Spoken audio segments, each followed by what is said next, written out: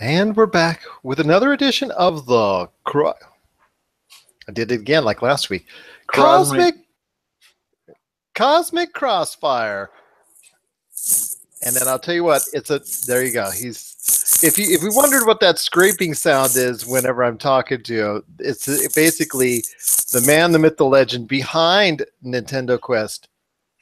It's his famous beard that's scraping on it. So attention to all those doing podcasts with earbuds. Beards are dangerous. I've had to switch to an earbud formula for the sake of this. Although my setup is almost back to normal, but we often use Google Hangouts and it doesn't play friendly with my XLR system. So no worries. We'll see what we can do. But I am here again with my good friend. He is the man, the myth, the legend. Again, behind Nintendo Quest. Also as well, he works very, very feverishly as far as being a main cog with Tiny Titan Studios, by the way, which has great games including Dash Quest and also as well Tiny Rails on mobile, free of charge, and also Tiny Rails on Steam for $9.99. And check out his upcoming documentaries from Kitty, also as well He-Man, Power of Grayskull, He-Man, and the Masters of the Universe, which I sent him that great Geico commercial the other day. The way you say Kitty is you make it sound like Hello Kitty. Oh, I'm sorry. Kitty, the legendary Canadian heavy metal band. How about that? Okay, it's better. Okay, I'm sorry. You get to check out Kitty. They're so cute and precious. There you go. It's Rob McCallum. What's going on, my friend? Nothing. Just taking a small break between working. It was a long day at Tiny Titan. Excuse the yawn. Came home, did the chores around the house. Now back at it again. I'm creating an alternate poster for the Kitty heavy metal doc actually right now, and I'm got to go through another 5.1 mix that was submitted so we can tie everything up this Thanksgiving weekend or Columbus Day in the U.S. And again, if you want to know about all of Rob McCallum's projects, all of his great films, and how you can get a chance to watch them, see them, and then also learn more about them, check out robmccallumfilms.com or Rob McCallum Films on Facebook. So, Rob, as always on the Cosmic Crossfire, it's your turn to take command of the ship. So what's going on in the world of pop culture? Well, I've got a cavalcade of topics that I thought we could talk about this time here. A cavalcade of pop culture information right here for you. I thought I was leading the show. What's the deal? Yeah. You better apologize off mic. Anyways, 4 topics I thought we could talk about, each varying, dipping their toes in different pop culture spheres, if you will. First up, Men in Black spinoff. All right. How does this vary or differ from other spinoffs or reboots that we've seen in the past? Does it? How do you feel about a Men in Black spinoff when you hear it before I begin my tirade? Well, first off, I'm kind of disappointed that they're no longer going to include the migration with the Jump Street franchise. That I thought would have been a nice pairing. What about that? What are your thoughts on that? As you know, if it would have happened. A little too much of a stretch, I think. I think that you'd be taking I don't think the Jump Street was actually really a franchise. It's 2 films deep. The first did better than people expected, which essentially paid for the sequel. Nobody's clamoring for 23 Jump Street. That was supposed to be the Men in Black kind of, where are these 2 guys going to end up next? I don't know. Let's put them in Men in Black or in a phone booth and they can be the next Bill and Ted. Like, just because you got a comedic pairing of a couple guys doesn't mean that they can just instantly slip into these franchises. So I'm fine with that canceling. I don't need any more Channing Tatum. Well, I will tell you that Men in Black, for me, I've enjoyed the films somewhat. Obviously, the original was for me the best of the 3. Is it a little bit tired out, and do I think it needs to be revived as a reboot or a TV series or whatever they end up finally planning to do on it? I guess so. But, Sony, with the way that they are structured currently right now as a movie company, they are desperate for looking for established tentpoles to get them forward. That's why they rebooted Ghostbusters, and that's why they're going to try and look at other, stuff, other names that have made them money in the past. The difference, though, I think with this one is compared to Ghostbusters, at least as a reboot, it doesn't strike me as sacrilegious or so precious. I feel like we have an idea that the Men in Black universe is really large and that there are a ton of agents, almost in a James Bond-like sense. And we've seen other agents come and go. We've heard about other agents, the history and the different eras of the Men in Black kind of franchise or core government agency arm, if you will. So I think it's actually pretty smart for them to want to reboot something like this, where they'll probably tie in to K and J somehow. We'll hear about them, as that's usually the thing to do when you reboot. You harken back to the other film, at least in some way, to talk about the new recruits that are happening. Even if Will Smith is now like the new Zed, so to speak, in charge, if they may not even announce that or whatever, but you can see why he might want to come into that grandfather like shepherd role, just to keep his foot wet in that franchise and to give legitimacy to these new recruits that are going out there. I think it's a smart move because I think it functions better than like a Ghostbusters reboot, which is like a complete reboot. What Sony's trying to do is say, yeah, everything in Men in Black still exists. Here's just a couple more agents. It's like the same thing if whoever ends up with the Bond rights were to say, here's what's going on with 006 or 005 or 4 or 009. 007 still exists. He's just in another kind of spot. Just like I was saying about Rogue One, could have been, a story that didn't have anything to do with like the Skywalker franchise, or these standalone saga films could operate outside the Skywalker story and still be part of the Star Wars universe with everything that's going on there. And that would be a little bit more intriguing to me. So I guess it should be no surprise that something like this is intriguing to me. Well, I will say it does bring a different dynamic with characters that are not just playing rebooted J and K. And I get that. That's fine. I would love for them to incorporate all the action on Earth with going to those different worlds that they often speak of during the course of the movies. So I'm hoping they'll incorporate that aspect of it. And if they do, then the Men in Black series, for a lot of people, including myself, will be more appealing. What they've really got to do for this to really to stick the landing is they've got to get that sense of humor down right.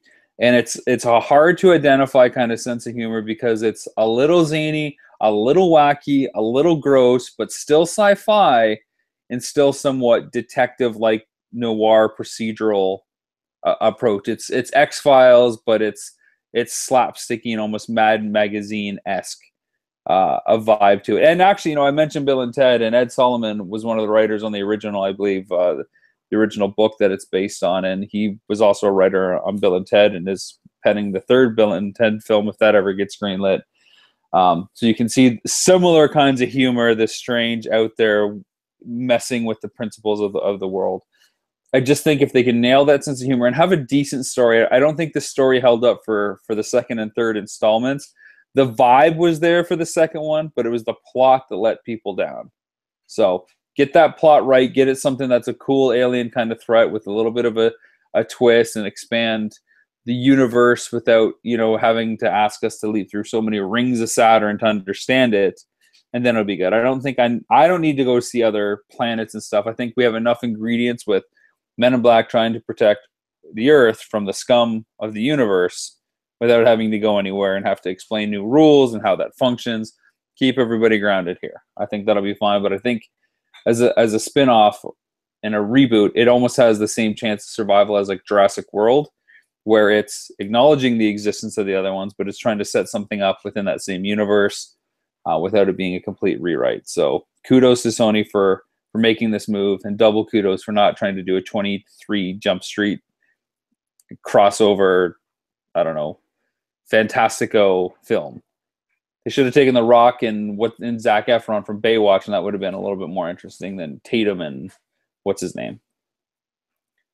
Oh, Jonah Hill? Yeah, him too. Yeah, fair enough. Well, like I said, we differ a little bit on that, but like I said, I'm not as. Come on, The Rock is an MIB agent. Tell me that's not okay. Cool. Okay, I guess he's as good as Will Smith. If he plays it like he did in the other guys, then there you go. Okay. Next up, I wanted to talk about Stranger Things. This is a series that's coming back for season 2, Halloween weekend, Friday, October 27th, from what I understand. And I recently read a headline that said Stranger Things may last through 5 seasons.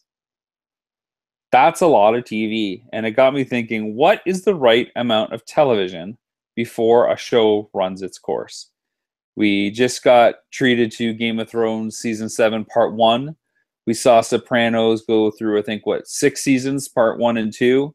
We've seen Downton Abbey, I think, go through 8 or 9 seasons. We saw Breaking Bad stop at 5. 24 had a bunch of seasons. Like, what is this magic formula, do you think, for how many seasons a show should have? Well, I just think it comes up to how long can you come up with creative solutions and excellent writing for these shows. I mean, some are basically set up better than others. One like Stranger Things, 5 years is probably very good, to say, hey, you know what, 5 years, and then we'll call it a day, because they're not, they're 12 episodes, or is it 20? I think it's 10. It's 10, so that's only 50 episodes. That's not a whole lot, obviously, comparative. They're not obviously going for really any type of syndication thing or whatnot, because as you and I both know, when it comes to television, when, depending on the network, certain number hits as far as a show is concerned, that they'll be eligible for syndication, which can gain it a new life beyond the existence of the actual series taking place. So I think 5 is a great number for 60 episodes for Stranger Things. I think you can come up with a great byline and through line for the series, especially there's referencing all the 80s stuff that's going on, and possibly even generating into the early 90s if you want. So I think that's a good number there. Game of Thrones, I think that's awesome that they're going to understand that they're getting out while they're still hot. Very much so. The Walking Dead, The Walking Dead may have worn out its welcome with a lot of fans. It's all over the place depending on the year. People seem to love it, and then they seem to hate it, and then they seem to love it again. Right now, people are kind of turned off as far as what's going on. So I think The Walking Dead may have worn out its welcome a little bit. But like I said, it's all gauged on exactly how many years, how quality is the writing. South Park and The Simpsons. I mean, Simpsons going on 30 years, and it still finds at some points in time ways to still entertain highly. And the same goes for South Park, although sometimes it comes off quite the opposite. I think definitely the concept will dictate how long a show should go on, but more and more, I'm of the ilk that the fewer seasons, the better. For something like Stranger Things, I don't know how believable it is that whatever's going on for 5 years in this town with these kids, and like the bigger world at large doesn't know about it. Like it starts to get a little far-fetched, because I believe season 2 is basically a year later. So maybe every season is a different year. Now, we don't know that for sure. Maybe it's just between season 1 and 2 that there's a gap. And they haven't confirmed 5 seasons yet. It's just what some speculation is based, I think, on contracts for the actors and what's being tied up. But I thought it was really smart of Breaking Bad, for instance, to stop at 5 seasons and not to do, a 6th or 7th or 8th. Well, you and I have Seinfeld as well. Seinfeld, one of the greatest sitcoms of all time, stopped after 9 seasons when Jerry Seinfeld himself was offered $5 million an episode to do a 10th season, and he turned it down. Well, you and I have both spoken about Disney and its limitation on its series. Yeah, we talked about Star Wars Rebels, for example, how they always do 4, or at least all the Star Wars series. That's pretty much coincides with everything Disney on TV. I think part of that, though, is because they're aiming at kids. They try to get them from that 8 to 12 range, and they feel that kids grow up above and beyond that. Like, it's such a finite window for that. When we're talking about adults, something like Breaking Bad you can get into probably at college age, and you can watch it until, whenever. I don't think there's really a cap on that window. But Disney animated things that are selling action figures, 8 to 12, right? Like, it's super finite. So 4 years makes a lot of sense for that. Again, Stranger Things, 5 years. I don't know that I buy it. I would love to see a nice tight 3 seasons for that and just done really, really well. I'm getting more to the point where I like video games in the same way. A nice 10 to maybe 15 hours max experience that's memorable, quality, not quantity. Don't give me the filler episodes. And this is the problem I have with network TV, and a lot of other people agree. Most people would prefer the 10 to 12 or 13 episodes of an HBO or Showtime versus the 22 to 24 episodes of a CBS or a CW or an ABC, because they know it's quality versus quantity. I think of stuff like The Flash or Smallville was a perfect example where they would have a lot of like filler episodes. They'd have a great A-story episode followed by 3 filler episodes that were self-contained stories with one little line at the end that helped advance the overall season plot and arc before they did another big A-story episode that pushed it down the hill a lot more. When you're dealing with 10 to 12 episodes or 13, depending on the series, it's a lot easier to get that A-story moving really fast and tackle stuff. Now, to be honest, Flash on CW does a really good job of moving stuff forward fast. They don't, no pun intended, they don't really sit back and let things, just collect for the sake of a more diverting attention while something else is going on in the background. Their subplots and their minor themes are always getting explored really fast and really well. So kudos to them. But I really like the idea of shorter seasons, wrapping these kind of things up. I can't really think of a show that I would love to see go on further than it really did. I can't think of something that ended too soon. Can you? That's a good question. Where you really want more, I think, if any, maybe Game of Thrones might come across that barrier where it will leave many people wanting more. But then I'm kind of concerned the fact that they want all these predecessor shows that they're going to put in its place that will make me think, well, why didn't you just do this in the Game of Thrones in the first place? So yeah, I haven't caught up on season 7 yet. It's on deck. I'm just trying to get some work out of the way. But I felt like season 5 was that tipping point for me where it's like, okay, and then season 6, it was not as hooked into it as I was the first 4 seasons. So at this point, season 7, part 1, part 2, I'm watching to finish it, but not because I feel like I can't wait to see more storytelling. But they, like you said, they don't do 22 episodes, so that's why it's more meaningful when you watch them. When you do watch them, but still, I think they've already reached their saturation point by the end of the 4th season. It was on a high in the 5th season. It really started to kind of like, okay, it's a bit much. And that's also when we started to see characters that we didn't revisit again. We saw, I think it was Braun. We didn't see him for an entire season until I think the 6th season when he came back, because of the way the filming worked and stuff like that. So when you start having too many characters to follow and the names and the places and the stories become convoluted, that's when you got a little too much going on in it and you start to lose retention in the show. Well, I think there may be some series that were canceled prematurely. Obviously, Firefly is probably the most prominent that comes to mind as far as a series that had so much more life into it. They made the movie, obviously, that succeeded it, but there's still fans that want more out of that series, that they're always reconsidering maybe going back to the series as a whole. Call me blasphemous, but I tried watching Firefly and I tried watching Serenity. I could not get into it. I don't understand the massive appeal of the legions of fans, but hey, you love what you love, and that's cool. I did just think of one show that I would have loved to have seen more episodes, maybe in hindsight, would have been Next Generation. Oh, really? Yeah, I think Next Generation is pinnacle of serialized Star Trek storytelling. And that was several seasons. Yeah, they went 7. They went 7 seasons, and I've watched it. I watched the whole series through probably 5 or 6 times, and the writing just gets better and better through every season. It gets better and better. 1, 2, and 3 are a little rough. You can still see they're trying to sort out what the world is and how the rules work. By the time they get to that 3rd season, it's really picking up a notch, and there's some really good like human dilemma and choices that are examined, and all the characters are written strong. The relationships are there, the conflicts are there, and then I get why it ended when it ended, but at the same time, to go back and imagine if they announced like 3 more seasons of Next Generation, that would be the Star Trek show that CBS needs right now. Everybody that's a Trek fan would instantly be on board for something like that. So that's about the only series I can think of. If you're listening out there, let us know what series you would like to have seen gone on further. Which ones should have got cut shorter? You can reach out to us on Twitter. What's the handle, Gerald? Well, it's going to be popculturecosmos@yahoo.com. Also, as well, you can reach out to us at Pop Culture Cosmos, Game Source, and Humanica Media on Facebook and Twitter. There you go. Video game trailers is the next thing I want to talk about, okay?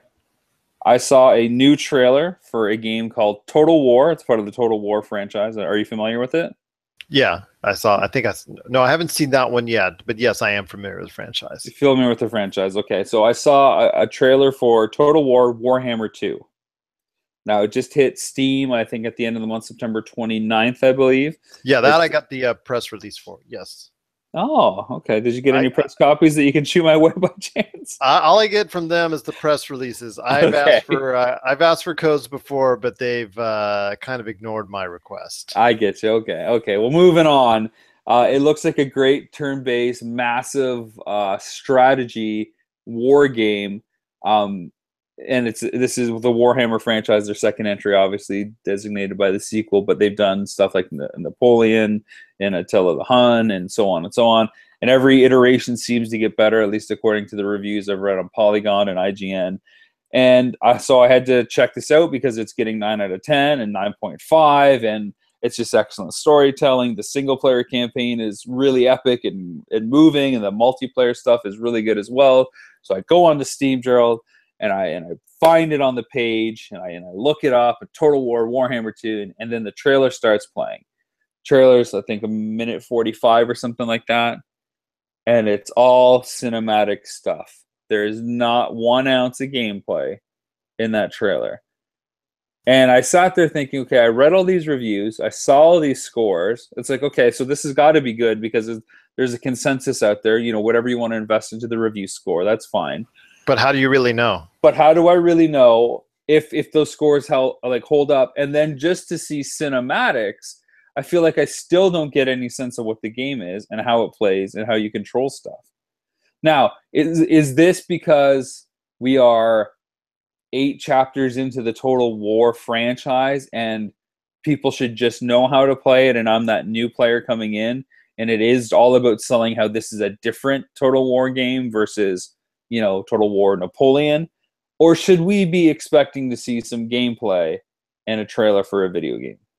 Well, for something like that, I will tell you this. The Total War series obviously has had some kind of success year over year, iteration over iteration, but in the hierarchy of the video game food chain, it is still relatively small. Let's throw things out there like it is. It's not going to be GTA or Call of Duty anytime soon. So you need to enlighten fans or potential video game fans out there of your series about it and enlighten them with the gameplay and not just, like you said, cinematic trailer to cinematic trailer. We just recently saw a cinematic trailer for the upcoming game next year, Red Dead Redemption 2. But that was specifically said, hey, this is a story trailer. This is what it's about first. This is telling a story. And it's just at some point in time later on, there's still plenty of time for Rockstar to go ahead and show off the gameplay of Red Dead Redemption 2. When it comes this was a launch trailer. Yeah, that's what I'm saying.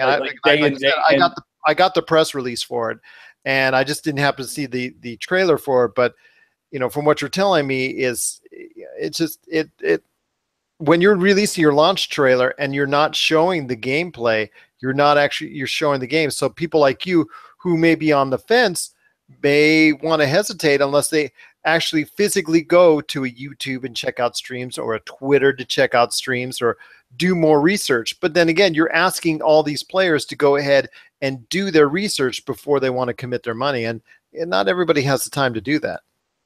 Yeah, and there was a second trailer that I saw that they had on their Steam page. And again, more cinematics. The voiceover they used was slightly changed. The angles and the shots were definitely different from the first one, but it felt the same. Like I'm just seeing this opportunistic camera showcasing these fantastical creatures, this great kind of conflict. Here's how pretty our graphics are. But everybody seems to do that these days when they show that off. It's what really comes down to what makes a game last in the eyes of players, and that ultimately is gameplay. And it's not just about how pretty a game looks. I mean, you and I've seen over the years how many pretty games have not held up and have held up their end of the bargain because their gameplay wasn't worth a darn. Well, I tell you what's really relevant about this right now is we're cutting the trailers.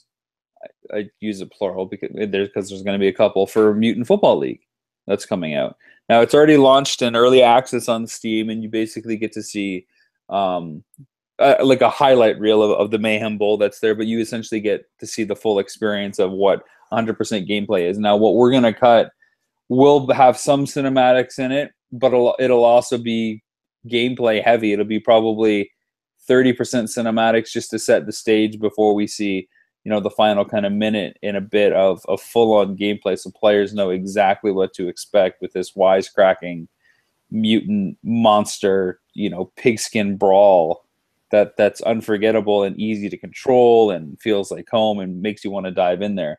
I did pitch a whole trailer where it was nothing but cinematics, and we're looking at ways to do that, but I'm not sure that I feel that's the best way to go, and I think looking at something like this completely confirms it. I will tell you from the footage I saw, because there was a video that you released that had about 10, 15 minutes of gameplay on it.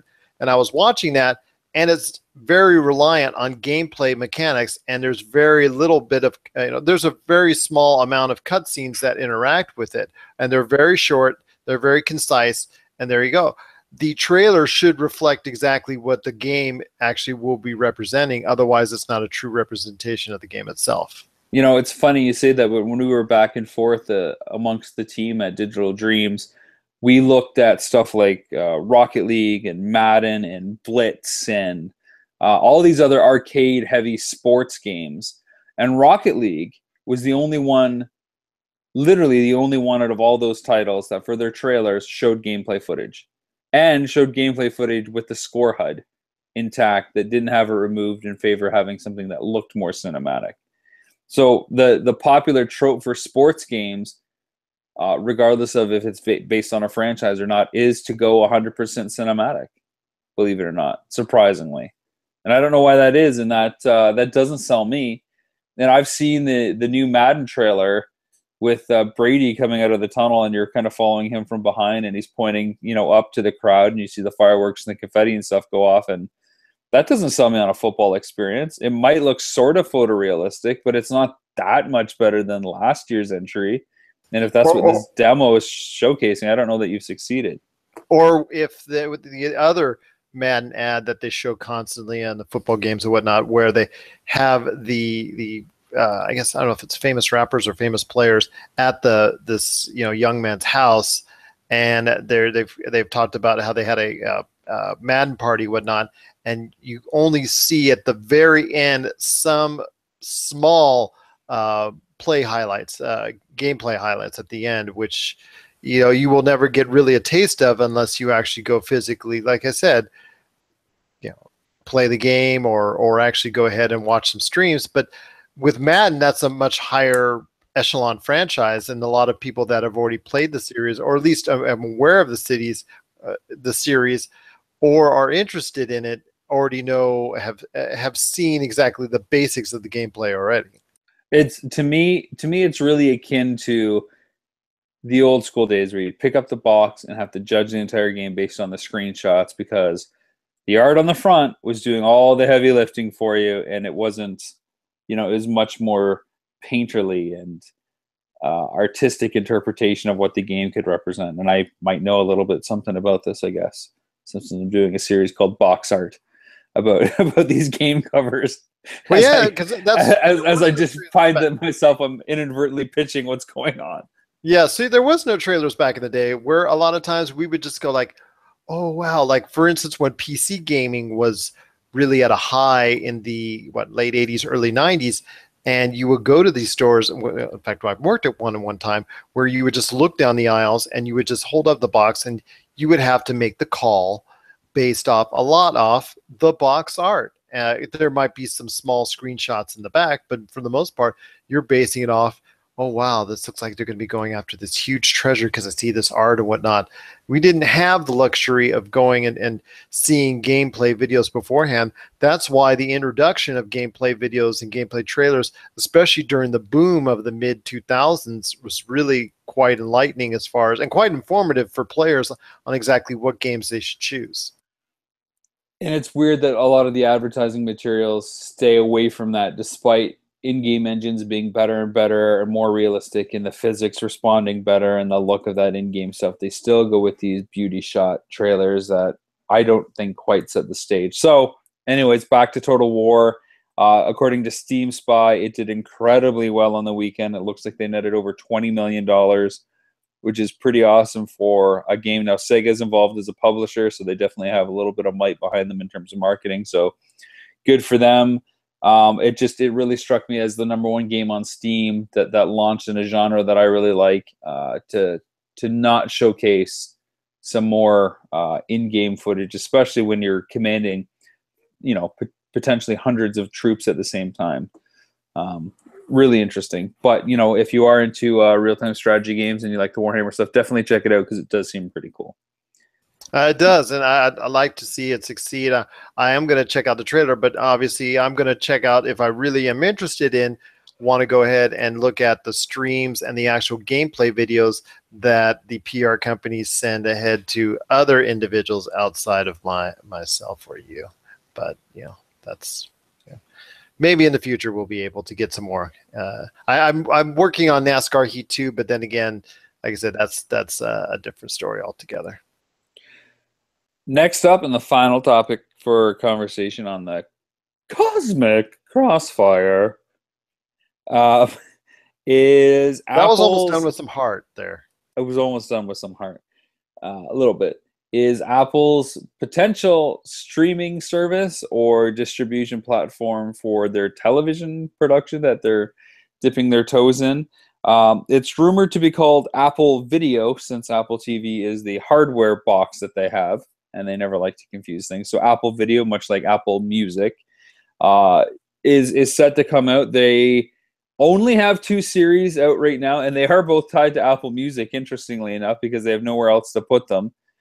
But Apple is looking at making a lot more production calls and getting into television production and scripted and unscripted series, much like we saw Amazon do and Netflix. We talk about this almost week after week, it seems, as there's new announcements with new streaming services and what they're going to offer. Apple still hasn't announced that Apple Video is going to be the name of it, what it's going to, like, how much it's going to cost, how you're going to get it. It seems like they're really doing this weird dance of hiding the buck on how everybody's going to get these shows that the biggest distributor in the world of content is going to share. And I get that traditionally Apple waits for these big press conferences and stuff, but that kind of holds up for tech gadgets. But I don't think that holds the same and holds true for when it comes to entertainment. Like, you've almost got to let this stuff come out and start building it up. So what does Apple have to do to see that their streaming service can compete with stuff like Netflix and Amazon and Hulu and CBS and Disney? And is it just a matter of getting enough shows that are good enough? Does their distribution model have to be better? Does their pricing have to be better? Will they go premium like everything else that Apple is? It's just more expensive. Or are they going to undercut and just like destroy everybody? Apple has enough cash to buy Netflix, to possibly buy Disney if either of those companies wanted to sell. But they've bought a lot of executives from other TV places, and that usually signifies that they won't be acquiring another company like they did with Beats for Apple Music, for example. So I don't know what the future of Apple Video is and what they got to do, but what do you think that Apple Video, we'll call it, has to do to kind of get traction in this new streaming service field and the direction of original content under the Apple banner? Well, I would like them to be on Android devices, but I know that's barking up the wrong tree. So I'll start with, coming from a person who likes Android devices, but wants you to listen to Apple podcasts, especially Pop Culture Cosmos. But anyways, I would personally like to see them undercut it first, because to get their name out there as far as being a competitor in the space of streaming services. And like you said, it's all about the shows. Why do people like Netflix? Because they like the shows like Stranger Things, and also as well House of Cards, and the list goes on and on. Why do people like Hulu? Because they follow the shows that are there. And then also as well, why does CBS All Access been getting some pub in the past couple weeks? That's because of Star Trek Discovery. Unless you have the content to support with it, it's not going to fly very well. I mean, Amazon Prime does well as far as with a lot of stuff that they're doing, but then their shot with an Amazon TV service hasn't really worked out well because they really don't have, out of the 100+ channels that they say they offer, a lot of them are just afterthoughts as far as really stuff that people don't really want to see on the large part. So to me, it's all about content, and also being able to, at least with Apple, they have the money, like you said, and they have the power to go ahead and undercut everyone else, at least early on. Because I think CBS's All Access issue is that their price is a little bit steep. $5.99 a month, I think, for commercials, $9.99 without. So it might be, a little bit steep for those who just want to see the Discovery series. It all depends on if people want to watch all their reruns from all the other shows, and I think that's what it comes down to with CBS. With Apple, they're starting this from scratch, so they're going to have to acquire or build from scratch a lot of these shows that will attract an audience. At least they're going to have the money to do so, but they also have the money to go ahead and at least initially make a name for themselves by introducing it at a lower price. Is one show enough? I mean, that used to be what networks relied on. AMC had Dexter, and HBO had Sopranos. I mean, they had other shows, of course, but like they usually only need that one flagship show. Right now it's Game of Thrones, and Game of Thrones is going away just as Westworld is starting to get popular again, or popular to kind of take that mantle over. Netflix kind of really started out with House of Cards as their big winner.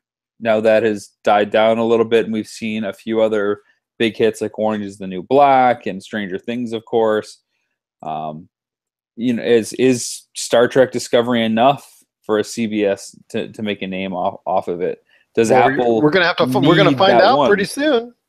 Yeah, I mean, I guess we'll see. But I guess back to Apple. How long is it going to take for them to find that one must-watch show? Well, you and I talked about it. If it's James Bond that ultimately becomes their prize, that could be a win in the right direction for them as far as being able to have that series, and then possibly even getting a exclusive video series of its own. So, but you need the support. Okay, they have this one show, whatever it is.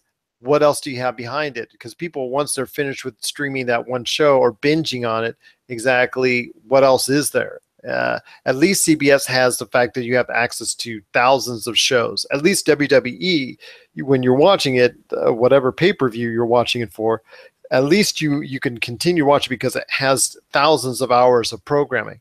With some of these other shows and these other streaming services, that really don't have anything behind it. Once you look behind the veil and see what's there outside of what they're trying to promote, it's really the cupboard's bare. So if you don't have a lot supporting it, people are just going to eventually get off of it anyways. So when Apple does this and wants to go ahead and present this to the public out there in unison, at least they have to have something that supports it as a foundation outside of just that one tentpole franchise that they want to circle around. Here's my prediction. I guess my rule of thumb for all these streaming services. You need to think of it like hockey. Now, all our American listeners may or may not be into hockey. It's not the most favorite sport in America, but it is here up in Canada. You've got to think of it as you need essentially kind of like 9 shows. Okay, 9 is the number I'm throwing out there. You got to have 3 forward lines, essentially. You got to have your right wing, your center, and your left wing.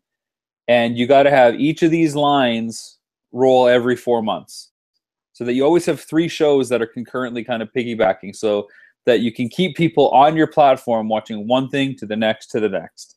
Every week, that's 3 hours of TV that you can keep people watching there. And over 4 months, that's about 12 to 16 episodes, depending on how you stagger them.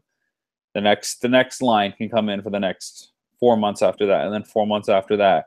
And then as you basically keep rolling these out, you start filling it with support material.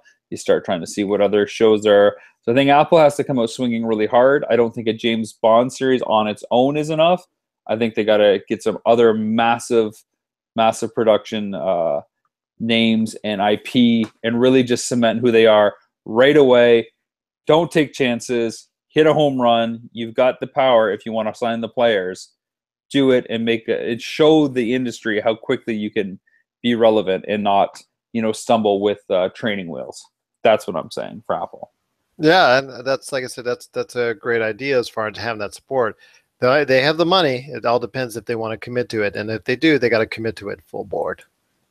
That'll do it for the old Cosmic Crossfire for this week. We covered MIB, Stranger Things, video game trailers, and Apple Video. Let us know what you think, what you want to hear possibly next week. We'll dive into it. Reach out to Gerald on Twitter, PCC. Isn't it weird, like P_C*C or something like that? No, it's Pop Culture Cosmos. I know he wanted to try and change it, but I tried to do everything I could with the PCC, and it just basically somebody else has got it. So I stuck with Pop Culture Cosmos on Twitter. That's Cosmo. I wish it was Cosmos, but Twitter won't give me that extra S. I got Pop Culture Cosmo on Twitter, then also Pop Culture Cosmos at Facebook, and also Game Source and Humanica Media as well. You can send out a tweet or a direct message on any one of those platforms. All right, let us know what you think, and we'll be back next week with more interesting Cosmic Crossfire discussions. Sounds good, my friend. All right. Thank you. Cheers.